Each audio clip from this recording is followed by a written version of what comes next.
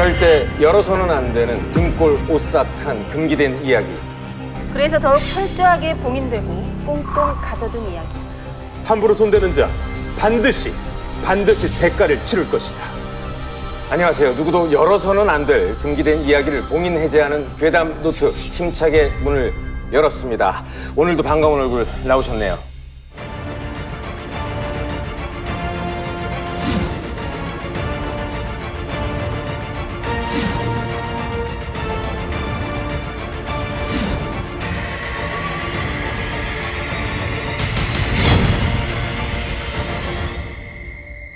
두 분은 친구들하고 모여서 괴담이나 이 무서운 이야기 같은 걸 할 때 이야기를 직접 하는 편이세요? 아니면 묵묵히 그 이야기를 듣는 편이세요?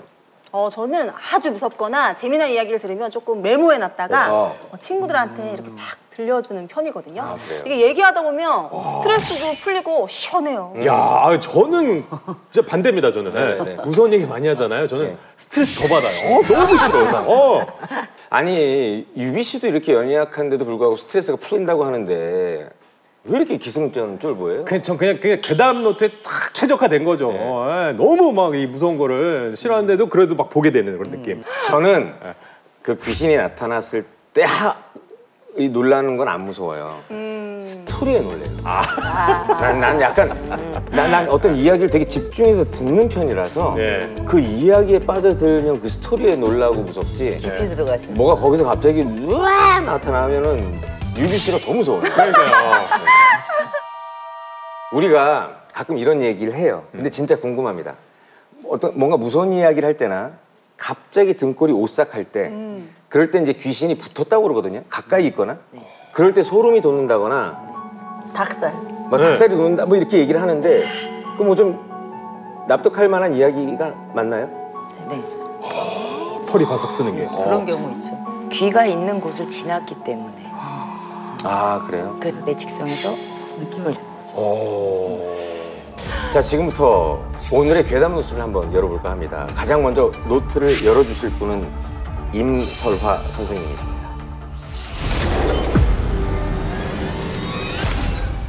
여러분의 삼촌은 안녕하십니까? 임설화 선생님의 금기노트입니다. 제가 오늘 여러분들께 전할 이야기 이 안에 담겨 있습니다.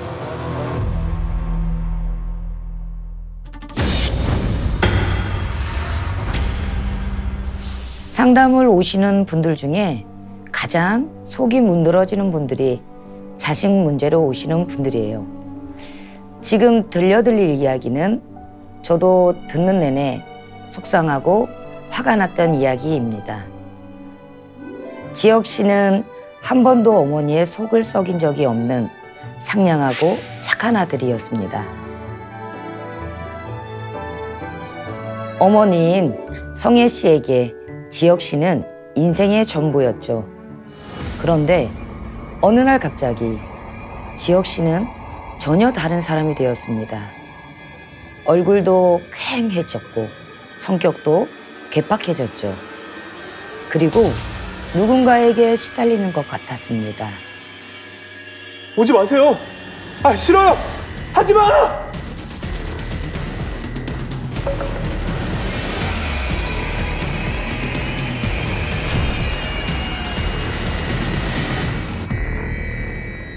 처음에 성혜 씨는 뒤늦은 사춘기가 왔다고 생각을 했어요. 금방 돌아올 거라고 믿었죠. 하지만 점점 더 심해졌습니다.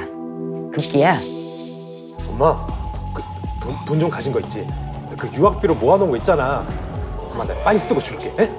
이 돈은 절대 안 돼. 내가 이 돈을 어떻게 지켰는데. 맞다. 그 삼촌 목숨보다 더 소중한 돈이지, 그치? 뭐? 네가 어떻게 그런 말을... 아들보다 더 소중한 돈이었구나. 대충 느낌이 오는데. 성혜 씨는 믿을 수 없었어요. 지혁 씨의 행동이 꼭 죽은 동생 같았거든요. 동생이 그랬었구나.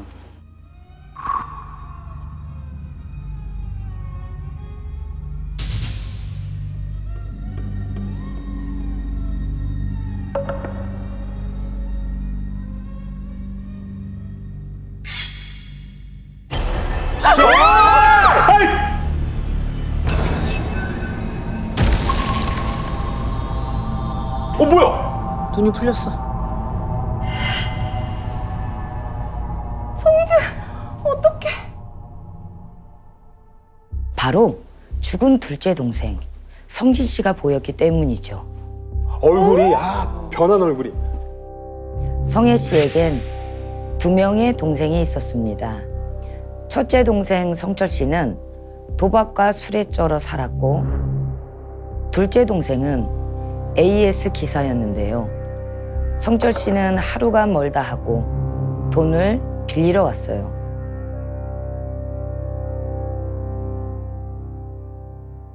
결국 사채까지 쓴 성철 씨는 만취 상태에서 무단 횡단을 하다가 차에 치여 죽게 됐습니다.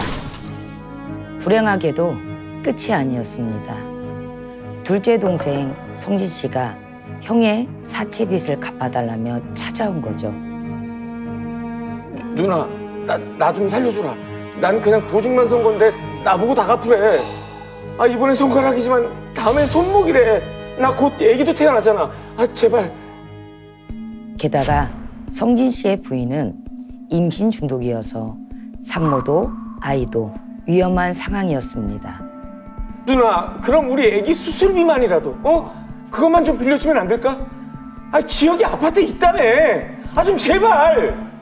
그건 절대 안 돼. 아니 진짜 동생도 동생이지만 진짜 자식이. 성혜 씨에게는 동생보다 태어날 조카보다 아들 지혁 씨의 미래가 훨씬 더 소중했습니다. 그래, 우린 죽어도 상관없다 이거지? 근데 누나, 나 혼자는 안 죽어. 나 혼자는 안 죽어. 두고 봐. 기대해. 동생이 아니라 왼손에.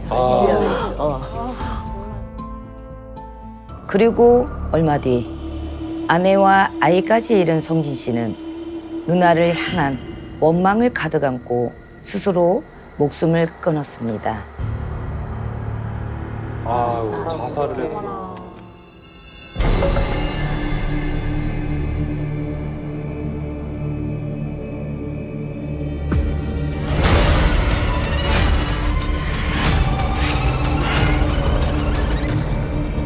그리고 원기가 되어 누나가 가장 사랑하는 아들 지혁 씨를 망가뜨리기 위해 찾아온 거죠.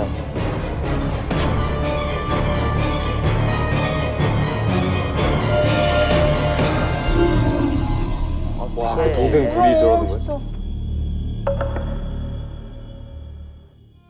자신의 과오를 뼈저리게 느낀 성혜 씨는 두 동생들이 뿌려진 곳을 찾아 진심으로 사과하고 정성껏 달래주었는데요. 미안하다.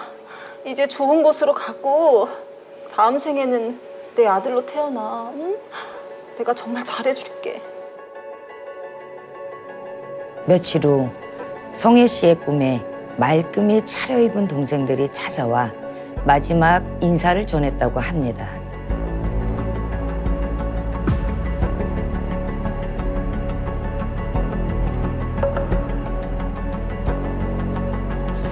(10년이) 지난 지금 지혁 씨는 행복한 가정을 꾸리고 사는데요.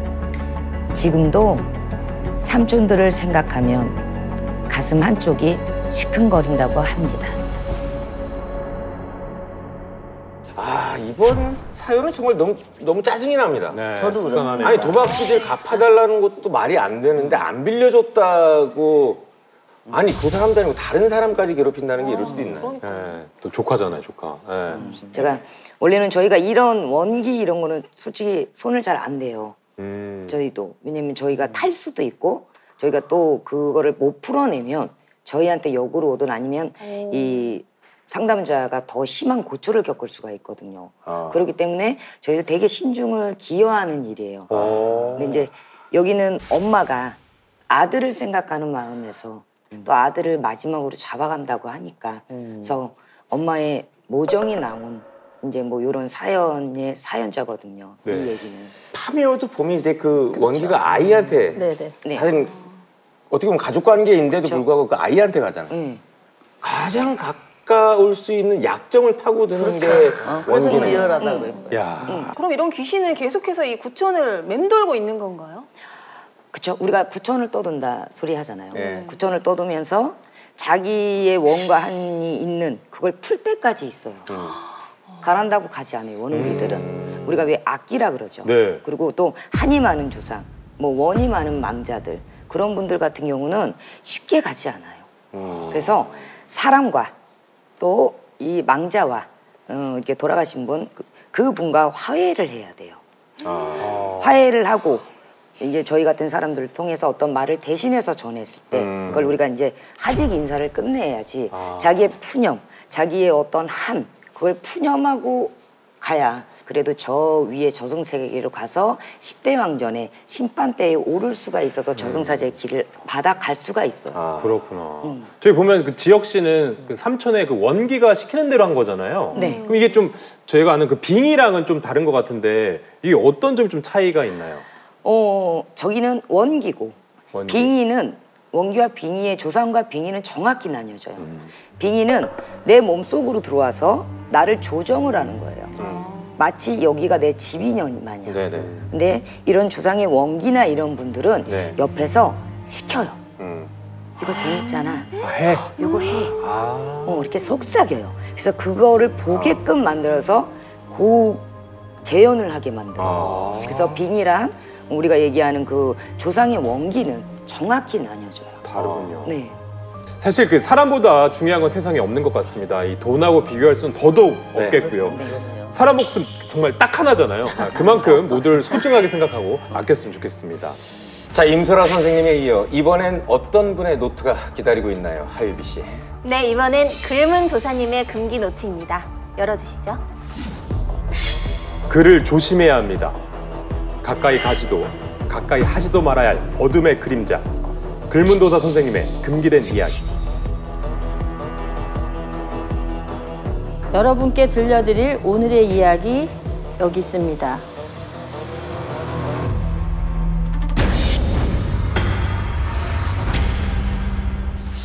이 사연은 제 내담자가 실제 겪었던 이야기입니다.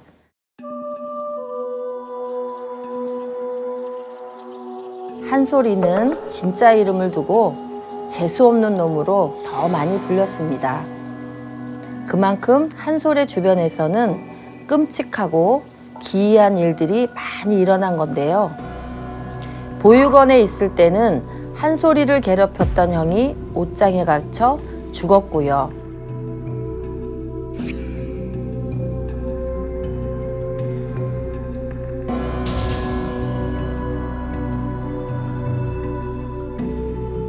그리고 한솔이를 입양한 후 보험금을 타기 위해 학대했던 양부모는 교통사고와 스스로 목숨을 끊어 세상을 떠났다고 하는데요.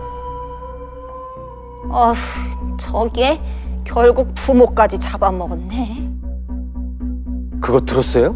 아니, 아빠는 뭐에 씌인 것처럼 역주행해서 죽고 엄마는 집에서 누구한테 쫓기는 것처럼 뛰어내렸대요. 그럼 자살이 아니라고? 안 좋게 관계된 사람들은 다 그래서 재수없는 문제가 생기나요? 정말 죽고 싶었던 건 한솔 자신이었습니다. 그래, 그냥 내가 죽어버리면 되잖아. 아이고.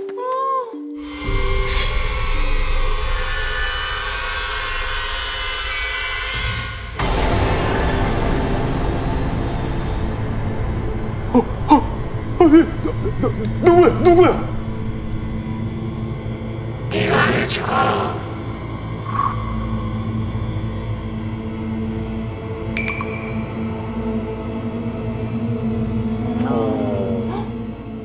한솔 주변을 둘러싼 끔찍한 일은 성인이 되어서도 계속됐는데요. 부모 없는 거 티내는 거야, 뭐야? 가정교육 못 받은 거 자랑이야? 보육원 출신이라며 멸시했던 상사는 심장마비로 사망했고요. 아휴, 나도 주고 싶지. 근데 돈이 없는데 어떡해?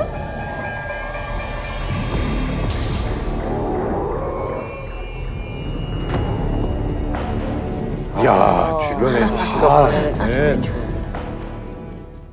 그리고 한솔이는 방화범으로 지목당했습니다. 이유는 월급이 늦어진 복수 때문이라는 거죠. 목격자 말이 불날 때 사람이 한 명 서 있더래요. 그 자리가 딱 제가 일한 자리였다고요. 아니에요. 전 그때 집에서 자고 있었어요. 그래, 그리고 한 대리. 그 대리도 너 때문에 죽은 것 같던데. 아니 대체 무슨 짓을 한 거야? 이거 봐봐.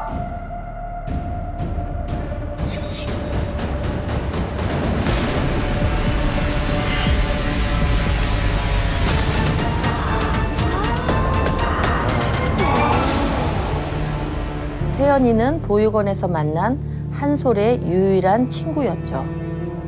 9살 되던 해 친엄마와 아빠가 데리고 간 세연이는 곧바로 소식이 끊겼는데요.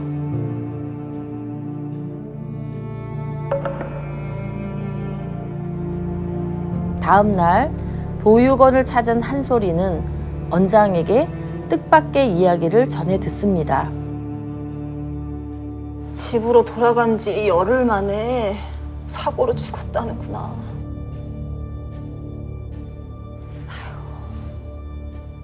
아빠가 사준 자전거를 타고 가다 신호를 위반한 트럭에 치여 세상을 떠난 거죠.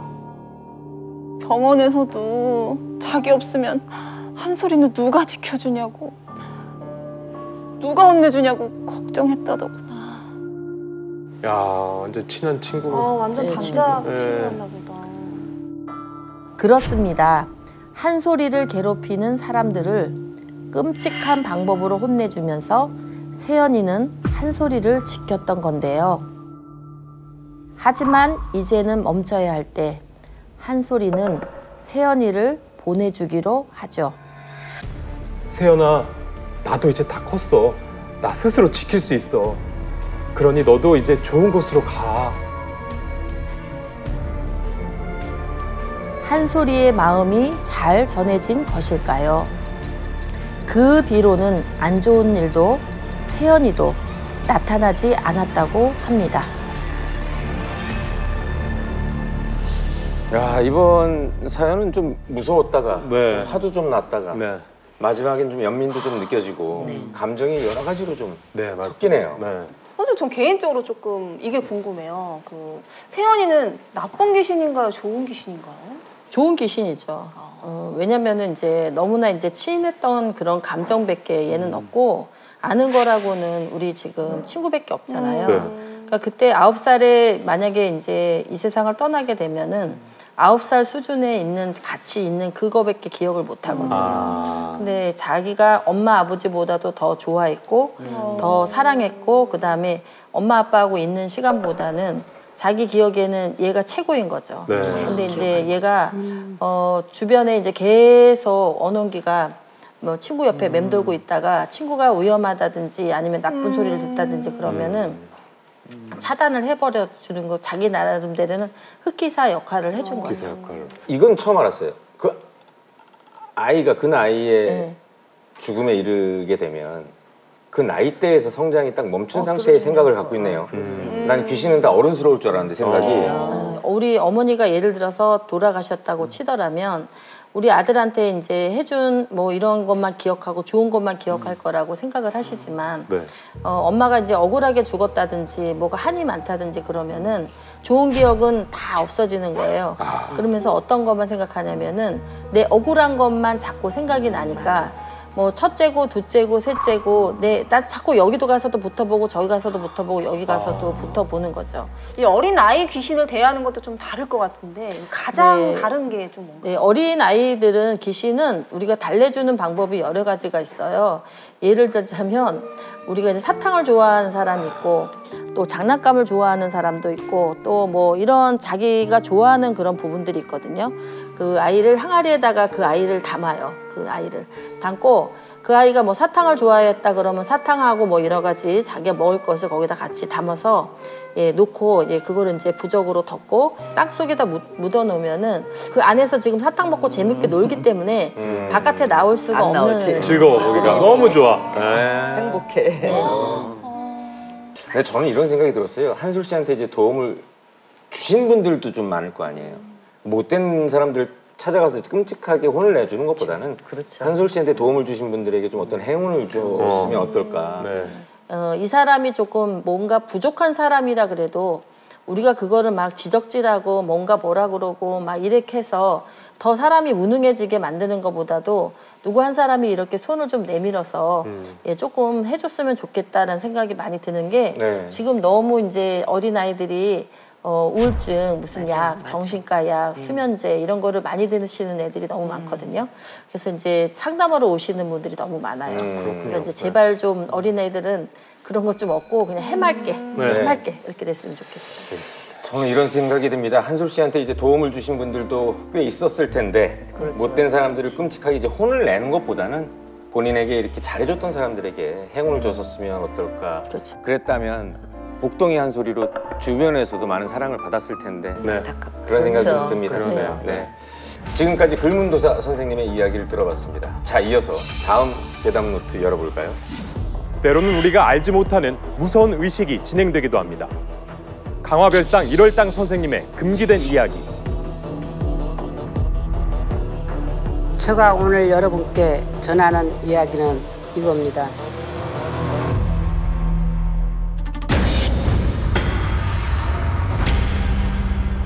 젊은 남자가 허옇게 질린 얼굴로 저를 찾아왔길래 무슨 일인가 했더니 아주 끔찍한 일을 겪었더라고요. 지금부터 들려드릴 그 이야기는 그 내담자 안정현 씨 사연입니다.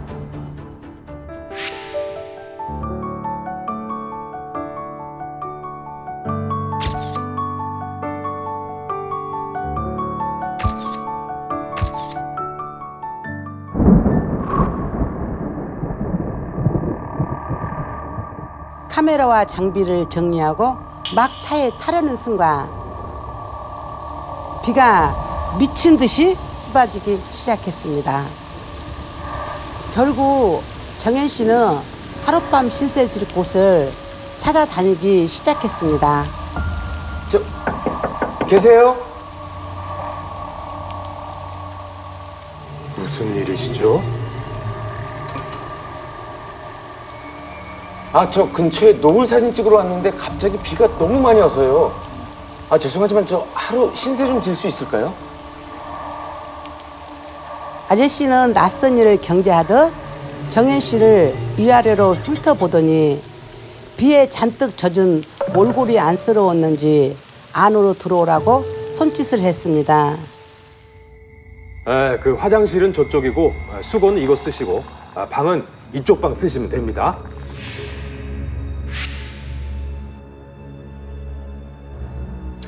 감사합니다.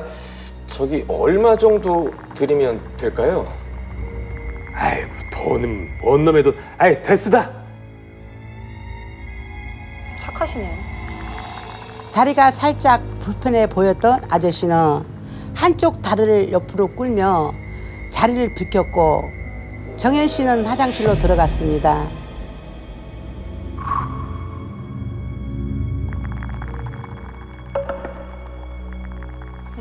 두 분이 사시나 보다. 정현 씨가 씻고 나니 부엌 한가운데 밥상이 차려져 있었습니다. 와, 밥까지? 보아하니 뭐 저녁도 못 먹은 것 같은데 한창 때인 남자가 굶으면 쓰나? 맛있게 드셔 그냥. 말투는 좀 퉁명스러웠지만 알고 보면 인심 좋은 아저씨였습니다. 아저씨는 이 고장에서만 나는 술인데 이것도 먹어보라며 막걸리를 꺼내 오셨고 정현 씨는 아저씨와 마주 앉아 술잔을 기울였습니다. 근데 사모님은 일찍 주무시는 거예요? 아니 이렇게 신세를 지는데 인사라도 좀 드려야 될 것 같아서요. 사모님은 무슨 20년 전에 애엄마 바람나서 도망가고 나 혼자 삽니다. 인사할 수 없으니 편히 드셔. 아까 구두 뭐지 그럼? 참나. 그러게. 괜히 아저씨의 아픈 상처를 건드리는 것 같아 죄송해진 정현 씨는 술을 잘 하지도 못하면서 아저씨가 건너는 족족 술을 다 받아 마셨습니다.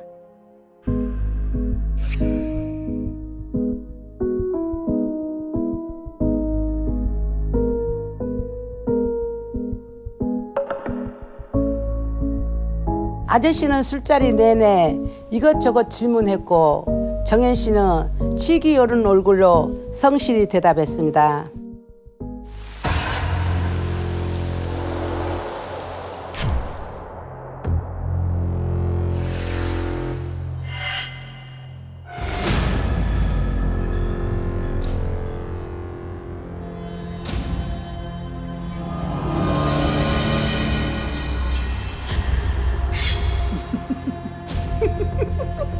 아우!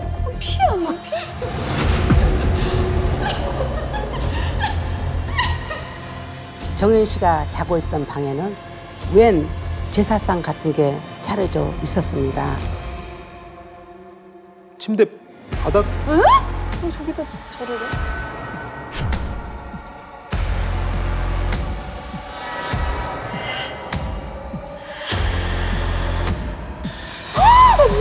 어떻게 알아? 제사상에 절을 하던 아저씨는 정현 씨가 깨어난 것을 보고 웃으며 다가왔습니다. 오늘부터 그쪽이 내 사위요. 인사해요. 여긴 내 딸이자 당신 아내 될 사람.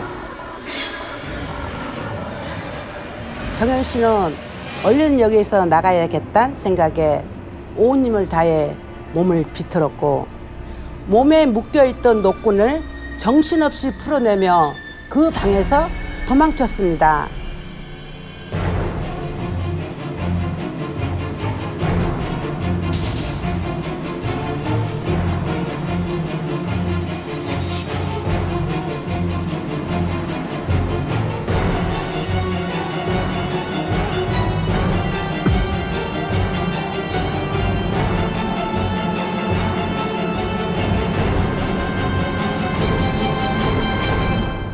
결혼도 하지 못하고 젊은 나이에 지병으로 세상을 떠난 딸. 아저씨는 딸의 영혼 결혼식을 준비한 것이었습니다. 세상에. 아이고. 저런 걸 어떻게 알고. 그러니까. 세상을 먼저 떠난 딸의 행복을 바라며 산자를 제물로 삼으려 했던 그 마음. 그것은 아버지의 사랑이었을까요?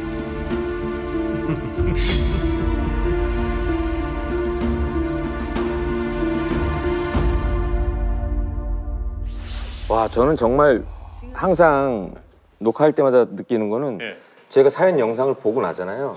우리는 무서운데 내부는 토론을 하세요. 내부는 이렇게 해서 지금 저 상황이 이렇게 얘기를 하시고. 그러니까. 그게 우리의 일상이니까. 그게 직업이니까. 아니 뭐 이분들은 이분들이야 그렇다 치지만 저 아까 이야기 속에 그 아저씨는 저 그냥 친절한 아저씨인 줄 알았는데 진짜. 그 사주며 그리고 어떻게 그 영혼 결혼식이라는 걸 어떻게 알아가지고 그 산 사람을 아버지가 이제 딸을 젊은 나이에 딸을 잃었잖아요. 네. 근데 딸을 너무 사랑한 거예요, 아버지가. 그 너무너무 사랑하다 보니까 이성을 잃은 것 같아요, 아버지가. 잠시. 제정신이 아닌 상황이에요. 예. 그냥 결혼식을 못하고 네. 간 귀신들은 젖손을 가지 못한다더라. 이제 그런 소리를 들었겠죠. 네. 아버지가 어디서. 그러니까 그 죽은 딸을 그냥 산 사람을 선택할 정도로 네. 얼마나 마음이 아팠거나 얼마나 힘들었으면 그런 행동을 했겠어. 근데 정말 하지 말아야 될 행동이거든요, 그거는. 그쵸. 근데 정말로 아버지가 최악의 행동을 한 건 맞지만 네. 딸을 너무 사랑한 나머지 네네. 이루어진 일이라고 생각합니다. 공포 영화나 드라마에서만 좀 들어봤지 실제로 이런 일이 많이 있나요? 우리 다 실제로 해본 것 같은데. 많죠. 이제 이렇게 우리가 영혼 결혼식을 할 때는 그냥 하지 않고 우리 전통 혼례라고 그러잖아요. 네네네. 아 맞아 나 봤어. 전통 혼례 하듯이 맞아, 봤어요. 똑같이 해요.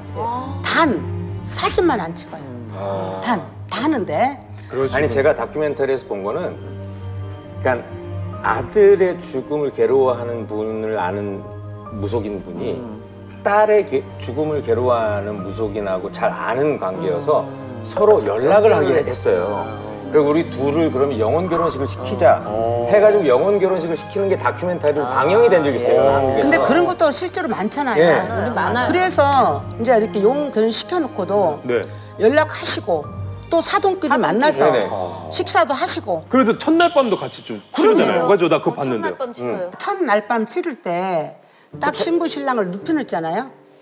어떻게 될게요? 움직여요? 여기 신랑이잖아요. 여기 신부잖아요. 이 신부인데 이 신랑이 딱 이렇게 올라와 있어요. 오마나.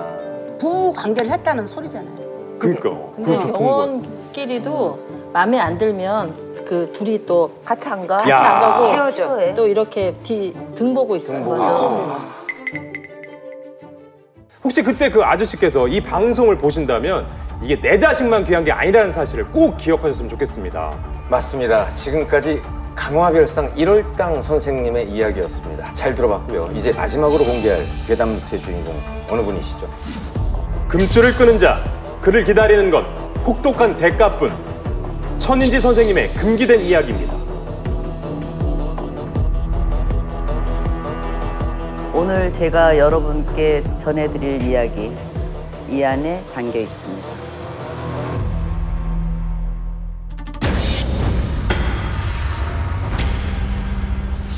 이번 괴담은 너무 늦은 후회로 고통의 날을 보내다 저를 찾아온 어느 내담자의 안타까운 사연입니다.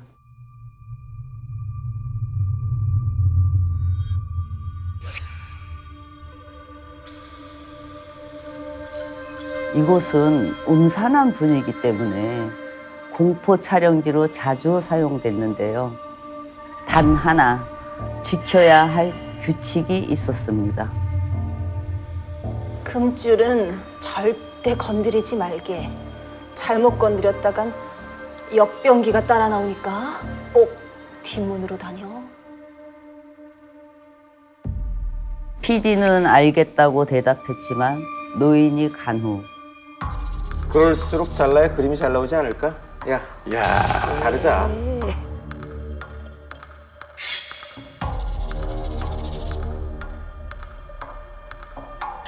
촬영은 평소보다 순조로웠고 PD는 일부러 금줄을 끊어서 귀신이 나타난 것처럼 무서운 장면을 연출했습니다. 촬영을 모두 마친 촬영팀이 차에 몸을 실었습니다. 그런데 차가 움직이질 않았어요. 선배님, 바퀴에 뭐가 걸렸나 봐요. 아, 그래? 아, 그 내가 확인해 볼게. 차에서 내려보니 바퀴에 금줄이 묶여 있었습니다. 아, 얘들이 장난을 쳤나? 야, 아까 우리가 잘랐던 금줄 이게 꼬였네. PD는 황당했지만 동네 아이들의 장난이라 생각하고는 이번에도 금줄을 잘랐습니다. 야, 또 잘랐어 지금. 야. 그날 밤 잠을 자던 PD는 발끝에 뭔가 툭툭 건드려지는 느낌에 눈을 떴습니다.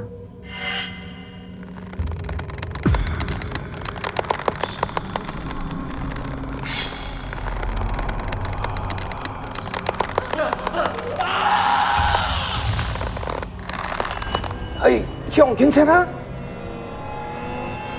함께 사는 동생이 뛰어들어왔습니다. 그러자 PD의 몸을 조이던 금줄은 사라지고 PD는 숨을 몰아쉬느라 정신이 없었는데요. 동생이 자신의 꿈 이야기를 들려주었습니다. 아니, 목이 기괴하게 꺾인 여자가 형 목을 밧줄로 묶는데 너무 진짜 같은 거야.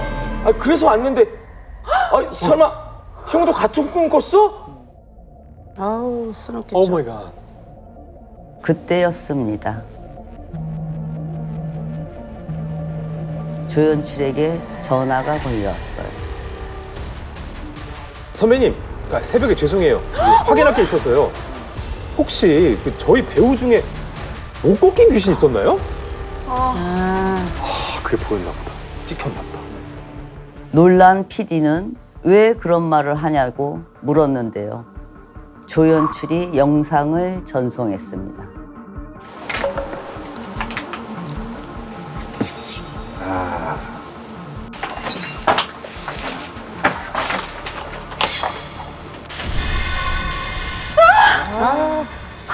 저기.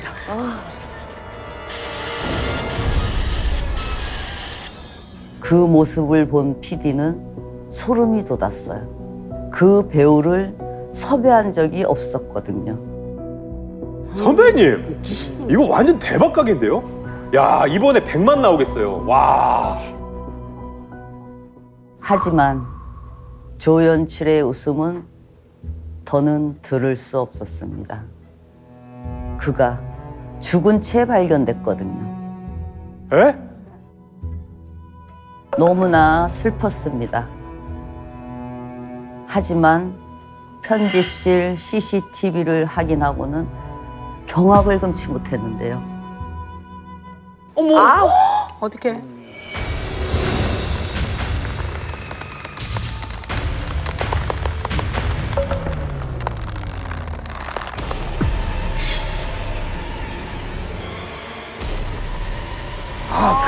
그거 끊으려고 지금 온몸을.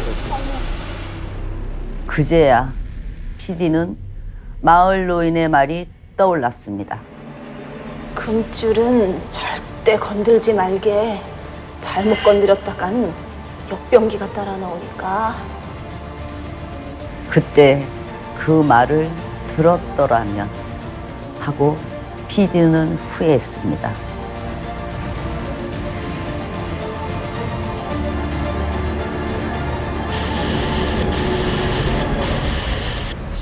와, 온몸에 그냥 소름이. 아니, 이게 사실 동종업계에 계신 분들의 이 사연이다 보니까 더 좀 가슴에 와닿는 무서움이었던 것 같아요. 네. 그 노인이 그 역병기가 따라온다고 말했잖아요. 그 역병기면 그 역병에 걸린 귀신인가요? 그 터에 역병에 걸린 가족들을 마을 사람들이 이제 굶겨 죽이거나 뭐 태워 죽이려고 가뒀대요. 옛날에. 네, 근데 그 아들하고 남편이 이제 먼저 죽은 거예요.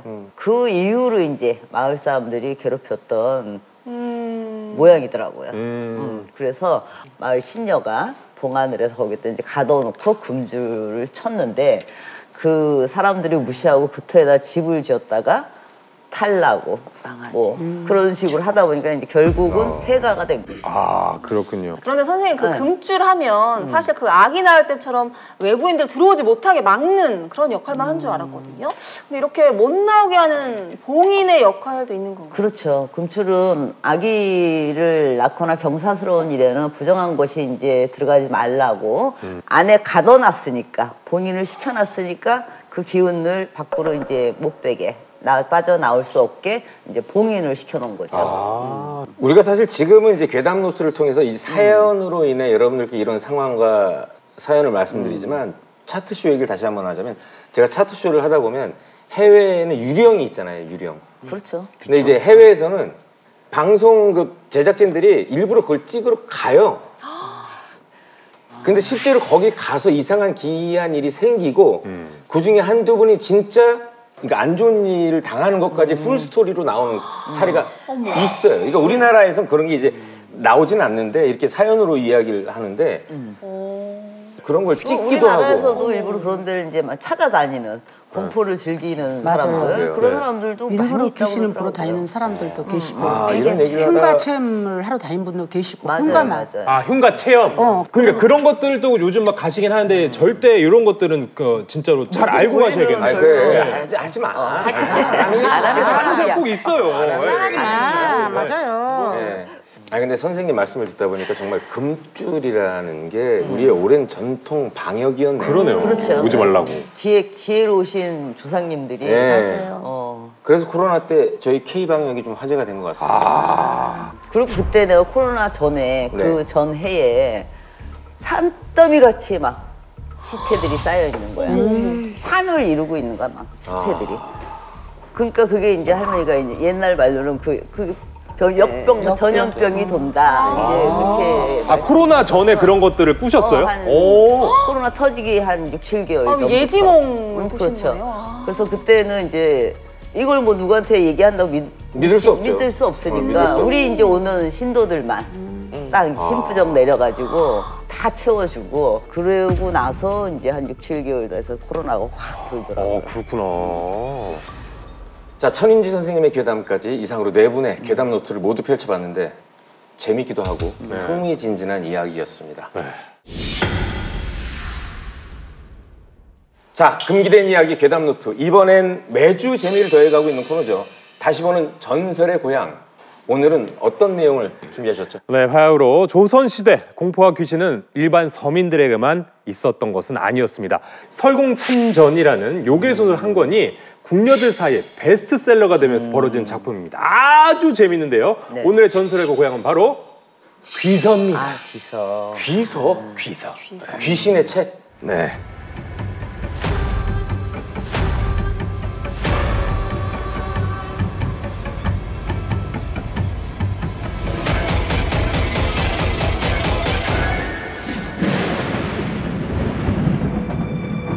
아직 멀었느냐? 인종 1년. 빨리 서두르지 못할까?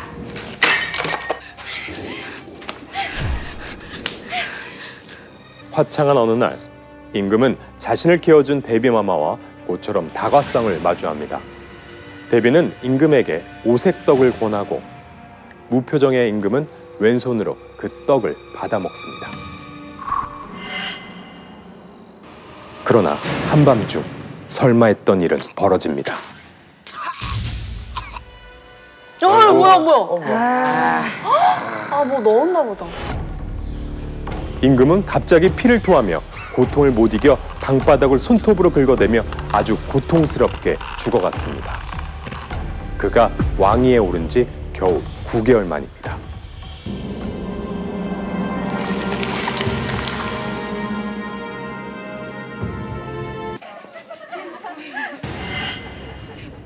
그로부터 1년 후 궁궐엔 뭔가 범상치 않은 일들이 일어납니다.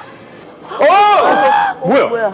얼굴이 귀신병에 걸려 환각과 환청에 시달리던 궁녀 오기.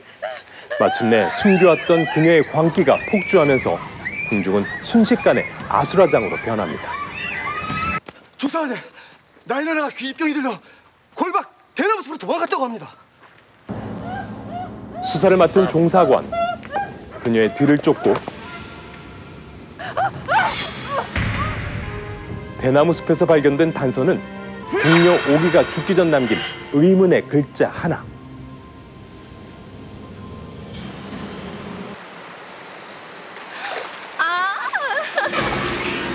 서두른다고 일이 된답니까?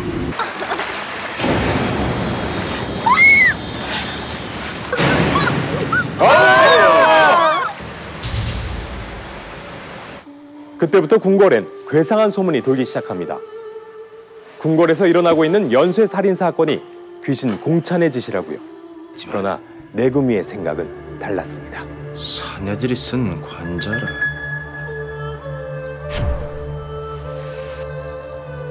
궁녀 오기방에서 찾은 금서, 설공찬전, 그리고 연달아 발견되는 시신들. 이제 스스로 목을 맨 시체까지 나왔으니 상선영감.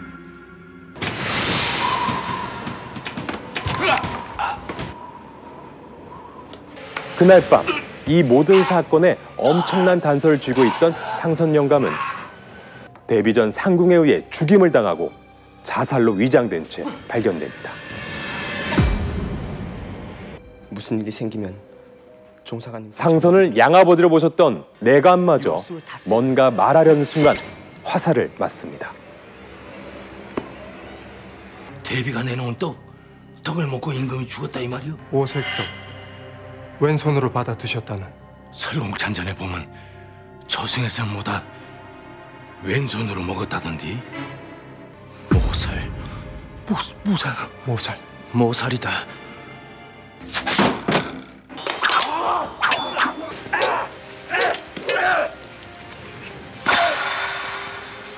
비밀을 만든 자, 비밀을 알고 있는 자 모두 죽어나가고 있는 상황.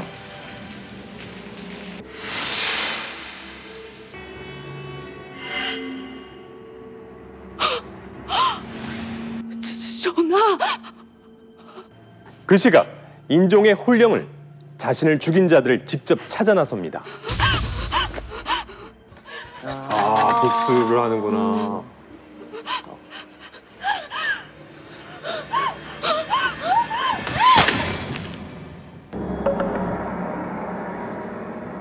어마마마.